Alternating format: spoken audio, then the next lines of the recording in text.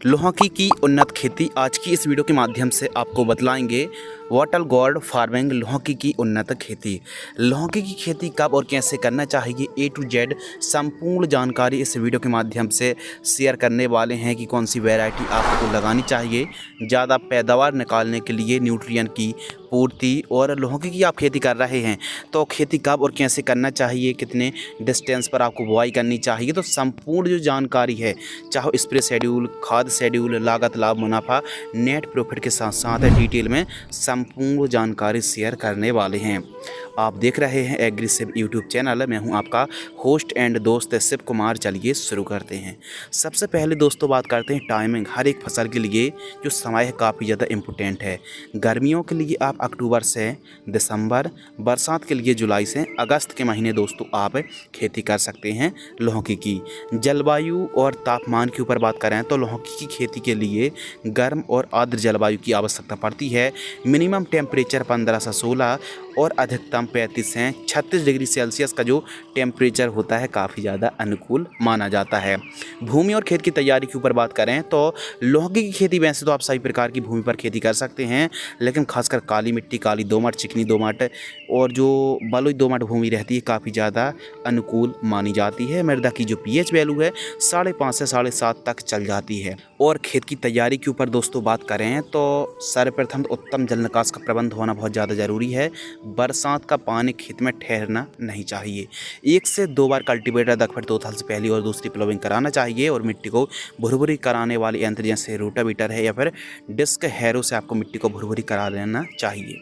एक और समस्या आती है लौकी की फसल पर, सूखने की समस्या आती है, विल्ट की समस्या आती है। तो इसके लिए आपको सबसे पहले फसल चक्र अपनाना चाहिए, रेजिस्टेंस वैरायटी को लगाना चाहिए। एक और बात, प्रिवेंटिव रूप में दोस्तों आपको ट्राइकोडर्मा 500 ग्राम, गन्ने का गुड़ 3 किलोग्राम 200 लीटर पानी में घोल करके प्रिवेंटिव रूप पर यदि आप यह काम करते हैं, सॉइल एप्लीकेशन से इस घोल को चलाते हैं तो सूखने की समस्या पर काफ़ी अच्छा कंट्रोल मिलेगा। बीच बीच में रोको फंगीसाइड, बायर कंपनी की एलिट फंगीसाइड की भी ड्रिंचिंग करना चाहिए, स्प्रे नहीं बल्कि सॉइल एप्लीकेशन से सिंचाई के साथ चलाना चाहिए। अगले टॉपिक के ऊपर दोस्तों बात करते हैं उन्नतशील किस्में।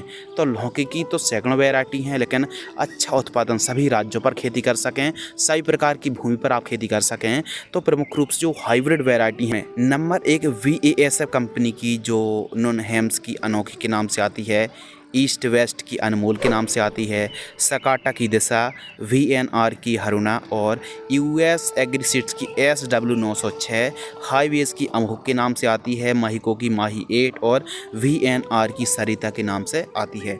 इन किस्मों को आप लगा सकते हैं। इन किस्मों में सबसे अच्छी खासियत ये है कि इनकी चमक, क्वालिटी, साइज, शेप काफ़ी अच्छा देखने के लिए मिलता है। तो इन किस्मों को दोस्तों आप लगा सकते हैं। इन किस्मों की पैदावार भी बहुत ही बेहतरीन है और अन्य वैरायटी की तुलना पर इन किस्मों में रोग बीमारी भी बहुत ही कम आती है। तो इन किस्मों का आप चुनाव और सिलेक्शन कर सकते हैं।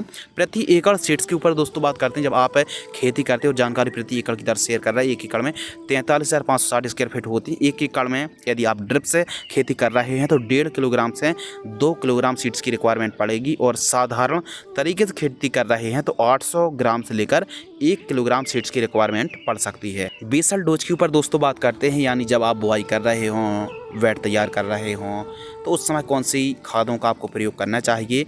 तो जो प्राइमरी न्यूट्रिएंट हैं, जो बेसल डोज है, ऐसी कंडीशन पर भूमि हल्की है तो DAP खाद 50 किलो, SSP खाद 50 किलो और MOP muriate of potash 30 kilogram, इन सभी को मिक्स करना है। और प्लस 2 ट्रॉली गोबर की खाद, इन सभी को मिक्स करना है। और ठीक तरीके से आपको जब आप बुआई कर रहे हों उस समय आप यदि प्रयोग करते हैं तो फिर बढ़वार बहुत शानदार तरीके से होगी।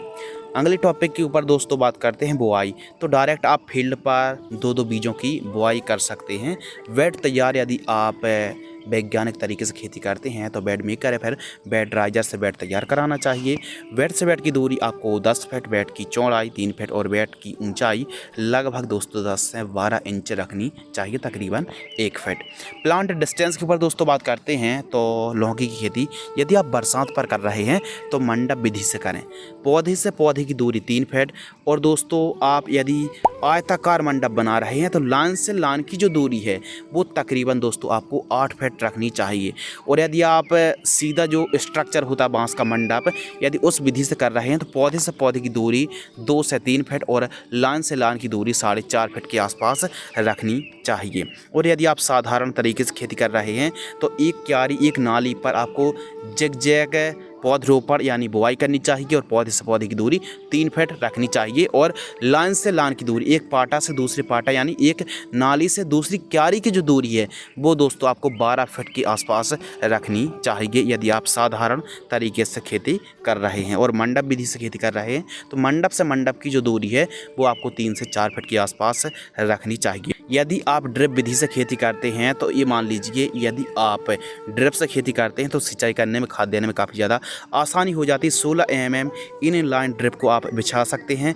मल्चिंग पेपर लगाने से फलों की क्वालिटी प्रभावित नहीं होती है और खरपतवार भी कम उगते हैं, कम सिंचाई की आवश्यकता पड़ती है, जड़ों का अच्छा विकास होता है।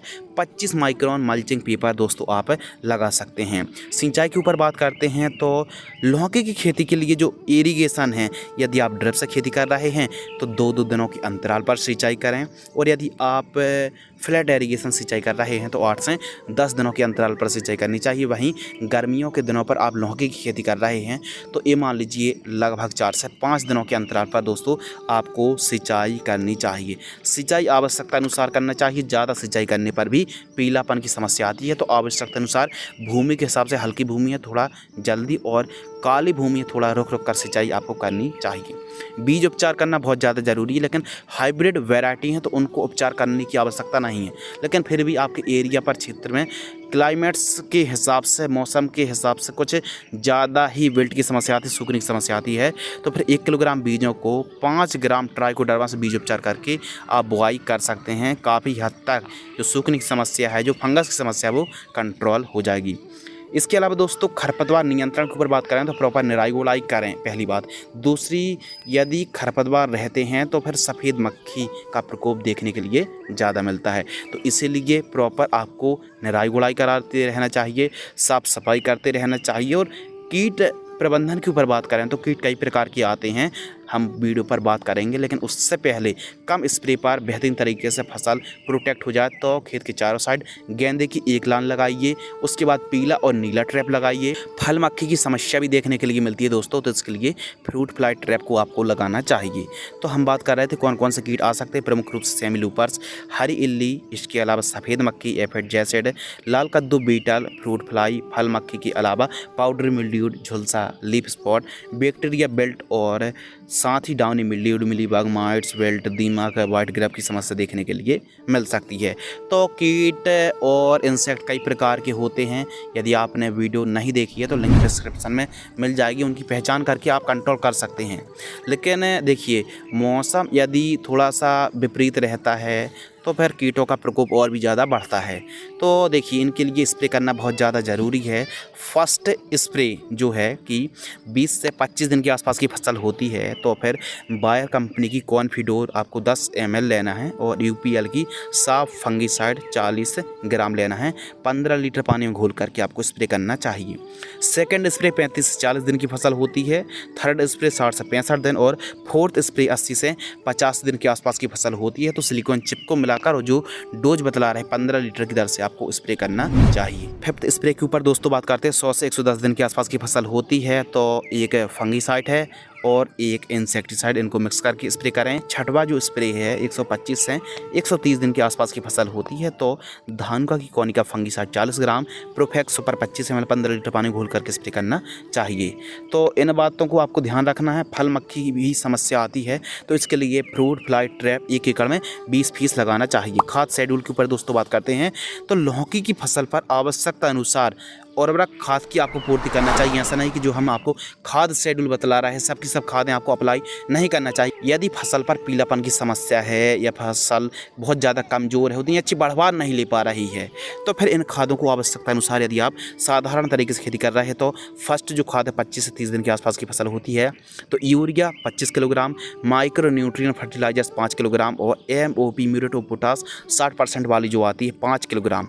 इन तीनों को ठीक तरीके से मिक्स करना है और जड़ों से लगभग 5 से 6 इंच दूर जड़ों के पास देकर यदि दोस्तों आप सिंचाई करते हैं तो बेहतरीन रिजल्ट मिलेगा। जो कॉम्बिनेशन बतला रहे हैं वो 1 एकड़ में आपको दे करके जड़ों के पास सिंचाई करनी है सॉइल एप्लीकेशन से।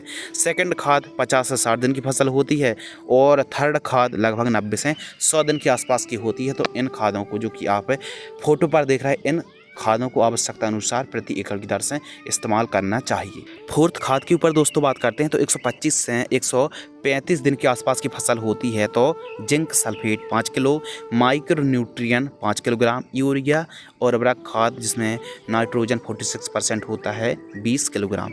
इन तीनों को ठीक तरीके से मिक्स करना है, प्रति एकड़ जड़ों के पास देकर सिंचाई करना चाहिए। अब यदि फसल हरी भरी है तो अंतर को, गैप को आप बढ़ा भी सकते हैं और घटा भी सकते हैं, और क्वांटिटी को भी, यदि फसल हरी भरी है तो क्वांटिटी को कम भी कर सकते हैं। लाइफ साइकिल के ऊपर दोस्तों बात करते हैं तो जो लौकी की फसल यदि आप व्यवस्थित तरीके से, वैज्ञानिक तरीके से सिस्टमिक लौकी की खेती करते हैं तो 6 से 7 महीने बड़े आराम से चल जाती है।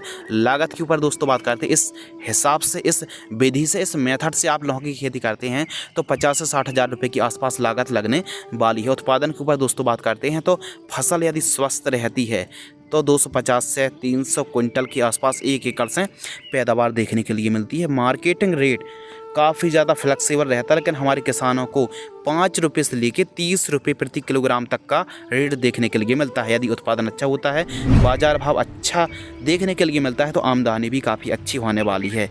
ये मान लीजिए दोस्तों लौकी एक ऐसी फसल है यदि कम से कम रेट भी रहता है तो ये मान लीजिए लागत को काटकर आप 1 एकड़ से 3 लाख रुपए के आसपास कमाई कर सकते हैं। तो आज की इस वीडियो के माध्यम से दोस्तों आपको बतलाया लौकी की उन्नत सफल वैज्ञानिक खेती की A to Z संपूर्ण जानकारी। यदि आपको यह वीडियो पसंद आती तो वीडियो को लाइक करें, चैनल को सब्सक्राइब करें। जय हिंद, वंदे मातरम।